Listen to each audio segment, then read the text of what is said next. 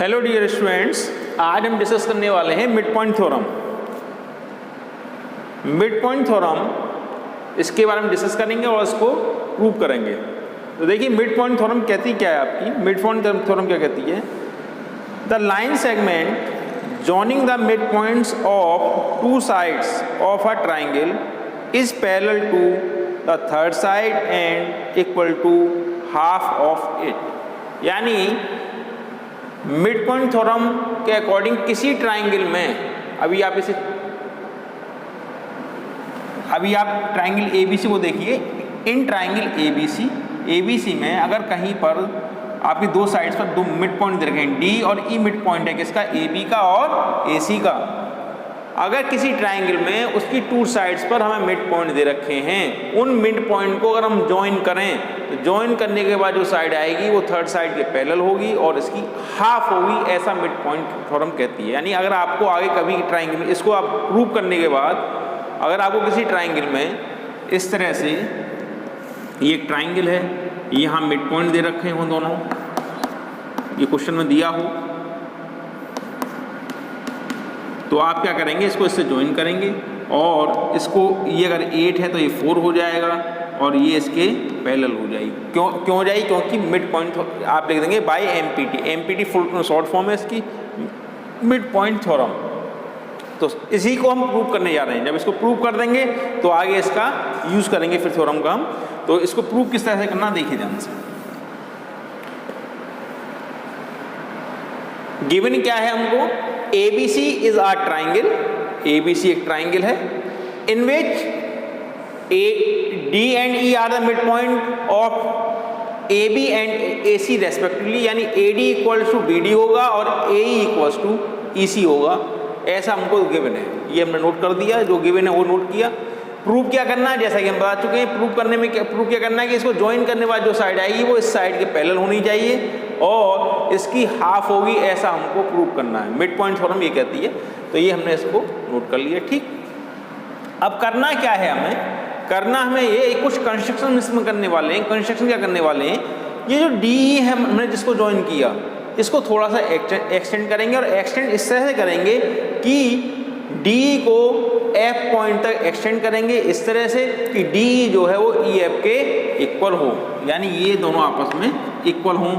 इस तरह से हम इसको एक्सटेंड करेंगे और सी एफ को ज्वाइन कर देंगे, ठीक है। तो देखेंगे ध्यान से, अब हमने वही किया, extend D up to F, D को एफ तक एक्सटेंड किया, इस तरह से किया such that D equals to E F, join C F. अब देखिए इन triangle AED and triangle CEF,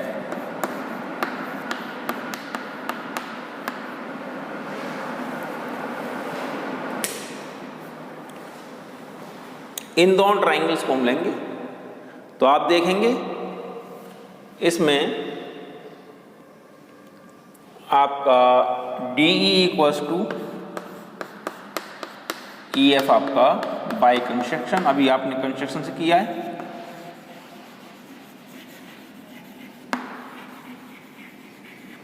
ठीक है। और angle AED equals to angle CEF, vertically opposite angle, ये एंगल और ये एंगल आपस में इक्वल हो और ये साइड इसके इक्वल गिवन है।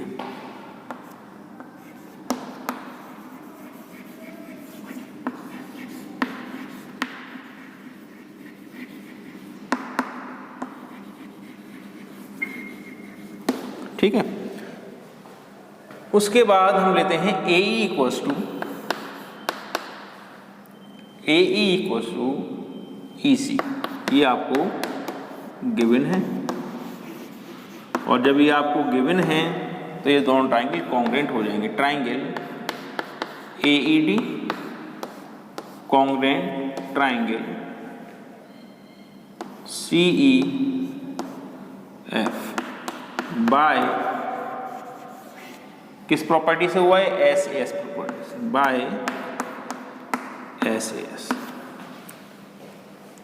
एस एस प्रॉपर्टी से दोनों ट्राइंगल आपके कॉन्ग्रुएंट हो गए, और कॉन्ग्रुएंट होने के बाद अब आप क्या कहेंगे?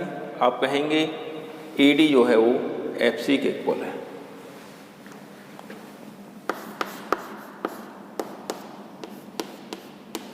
सी पी सी टी और ये एंगल और ये एंगल, इसे आप चाहें तो एंगल 1 ले सकते हैं और इसे angle 2। Angle 1 equals to angle 2, angle 1 equals to angle 2, ये भी सी पी सी टी से। ठीक, अब आप एक चीज देखेंगे,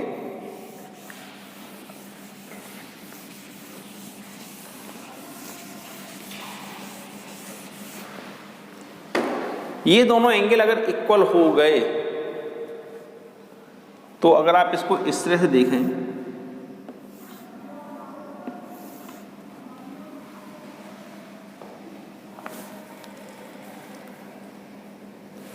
नहीं,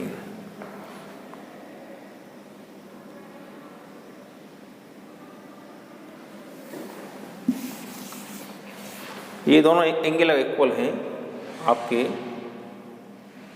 कौन कौन से? सॉरी, ये और ये गलत नोट कर दिया था हमने। एंगल 1 और 2 और आपके इक्वल हो गए तो देखेंगे आप इस तरह से,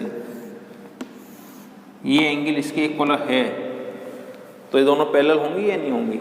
यस होंगी। तो आप लिखेंगे बोथ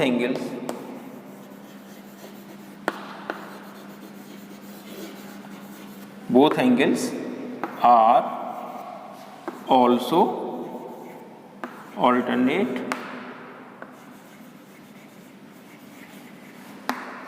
interior angle, देन जब ये है तो ये हो जाएगा आपका A D parallel F C. ठीक है, जब ये ए डी के पैरेलल होगी तो ये बी डी के ही पैरेलल होगी, B D parallel F C. ये एक स्ट्रेट लाइन है, जब इसके पैरेलल हो जाहिर बात इसके ही पैरेलल होगी। ठीक है, अब आप देखेंगे कि आपका ए डी जो है वो एफ सी के इक्वल है। आप लिखेंगे तो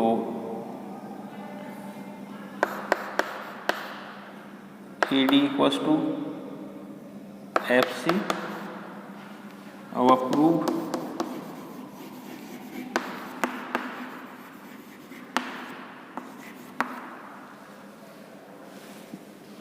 और ए डी इक्वल्स टू आपका बी डी दे रखा है।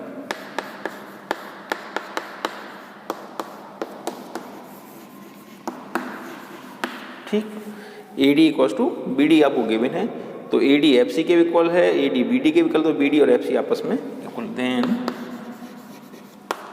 B D equals to F C. तो आपने एक बात देखी इसमें, आपने बी डी को इसके इक्वल भी कर दिया और इसके पैरेलल भी कर दिया। तो जब किसी क्वाड्रिलेटरल के अंदर one pair of opposite sides are equal and parallel, then it is a parallelogram। यानी किसी भी क्वाड्रिलेटरल में अगर एक पेयर अपोजिट साइड्स का इक्वल और पैरेलल हो जाता तो वो पैरेललोग्राम कहलाता है। कुछ कंडीशन हमने बताई थी इससे पहले वीडियोस में आपको, तो अब हम समझते हैं इसको रिवाइज करने की आवश्यकता नहीं है। तो इसका ये पेयर जो है अपोजिट साइड्स का, ये इक्वल भी है और पैरेलल भी है। तो लिखेंगे आप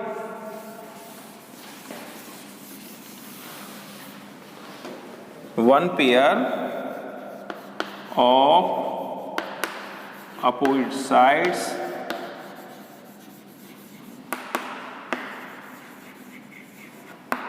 of one pair of opposite sides of quadrilateral are equal and parallel,